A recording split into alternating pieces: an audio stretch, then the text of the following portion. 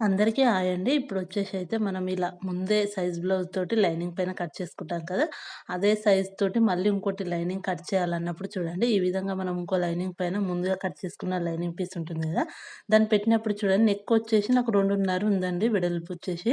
చూసారా? మనం ఇలా లైనింగ్ పెట్టినప్పుడు నాకు 2 ఇంచెసే వస్తుంది. ఈ మిస్టేక్ అయితే ఎవరు చేయొద్దండి. ఎందుకంటే మనకు నార్మల్‌గా ఈ సైజ్ ఉంది గదా అని కట్ చేసేసుకుంటాం కదా! అప్పుడు ఏమైతుందంటే నెక్ అనేది తక్కువైపోతుంది. ముందుగానే ఇలా కట్ చేసుకునేటప్పుడు మనం ఎంత వెడల్పైతే పెడుతున్నామో నెక్ మార్కింగ్ అయితే చేసుకున్న తర్వాత, మనం ఆ మార్కింగ్‌కు నెక్‌ను బ్యాక్ పార్ట్ అంతా నీట్‌గా సెట్ చేసుకోవాలండి ఇలా. నీట్‌గా సెట్ చేసుకున్న తర్వాత చూడండి ఇలా. మొత్తం ఒకసారి ఫ్రంట్, బ్యాక్ మొత్తం బ్లౌజ్ పీస్ అంతా నీట్‌గా సెట్ చేసేసుకోవాలి. బ్యాక్ పార్ట్ అయినా సరే, ఆర్మ్ రౌండ్ అయినా సరే అంతా నీట్‌గా సెట్ చేసుకొని కట్ చేసుకుంటే ఏంటి అంటే, మనం ముందుగా కట్ చేసుకున్న లైనింగు సైజ్ బ్లౌజ్ తోటి ఎలా కట్ చేసుకున్నామో, నెక్స్ట్ కట్ చేసుకున్న లైనింగ్ కూడా అదే సైజులో వస్తుందండి.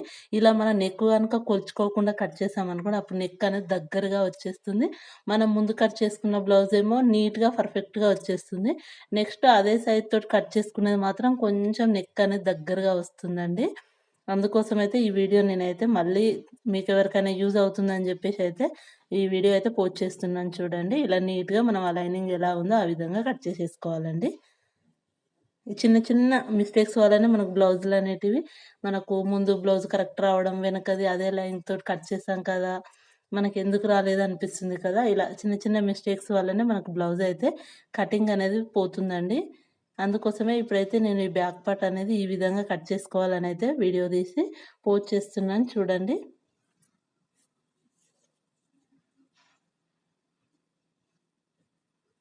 చూసారా? ఇప్పుడు ఇదొచ్చేసాక మనకు బ్యాక్ పార్ట్ అయితే ఈ విధంగా కట్ చేసేసుకోండి. కిందన గూడా సేమ్ ఏం క్లాత్ ఎక్కువున్నా, ఏదున్నా సరే, మనం ముందు లైనింగ్ ఎలా అయితే కట్ చేసుకున్నామో అదే విధంగా వచ్చేలాగా కట్ చేసేసుకోవాలండి. మనకు బ్యాక్ యొక్క డాట్స్ కూడా అంతే. ఇదివరకు గూడా చెప్పాను కదా నేను. ఇలా మనం ఎక్కడెక్కడ టక్స్ పెట్టుకున్నామో ముందు కట్ చేసుకున్న లైనింగ్‌కు అది కూడా మనం సేమ్ ఇంకోసారి కట్ చేసుకుంటూ పెట్టేసుకోవాలి. ఇలా భుజాలకు మిడిల్‌లోకి ఫోల్డ్ చేసేసుకుంటే మాకు బ్యాక్ యొక్క టక్స్ అనేటివి వేసుకోవడానికి ఈజీగా ఉంటుందండి. ఏ కొలత కూడా అవసరం లేదు.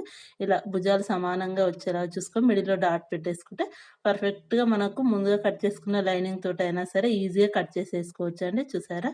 ఈ విధంగా. నెక్ కూడా రౌండ్‌గా వస్తుందండి. మనకు ముందుది ఎలా కట్ చేసుకున్నామో అదే విధంగా వచ్చేస్తుంది. చూసారా? ఈ టిప్ అయితే మీకు నచ్చిందనే అనుకుంటున్నాను. నచ్చితే మాత్రం తప్పకుండా ఒక లైక్ అయితే ఇవ్వండి.